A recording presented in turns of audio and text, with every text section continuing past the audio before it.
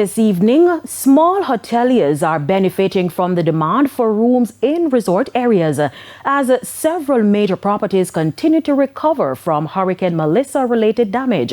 That's the report from Jamaica Hotel and Tourist Association, JHTA.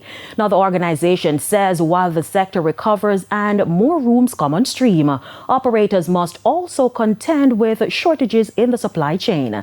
More in this report from Javon Keys. December to April is high time for local hoteliers. With the winter tourist season in full gear, foreigners flock for the sun, sea, and sand experience. But many stakeholders cannot have their share of the foreign inflow pie as they still recover from the ravages of Hurricane Melissa, which struck in October last year, just days before the start of the season. While a number of large hoteliers and other attractions are still shut until later this year, President of the Jamaica Hotel and Tourist Association, JHTA, Christopher Jarrett, says small players are filling the gap. We are seeing for the small to medium-sized properties occupancies that are steady in Mobay. As we go out to Negril side, it seems to be a little uneven, where some properties are doing well and others are not. So it's a mixed bag.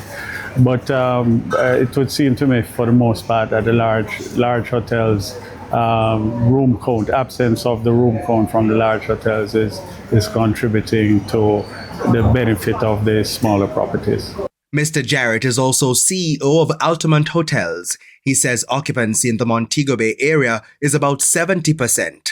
As for the length of time stakeholders are taking to bounce back from the hurricane, the fact that the hotels are just now recovering, I think is not necessarily a bad thing, the pace at which we're recovering, because there are still attractions open. The Airbnb sector, as it likes to be described, is robust, and we think that area is taking up a lot of the slack in the meantime.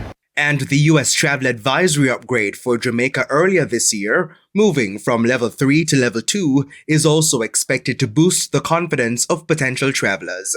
As for the supply chain, there are still shortages some hoteliers are facing.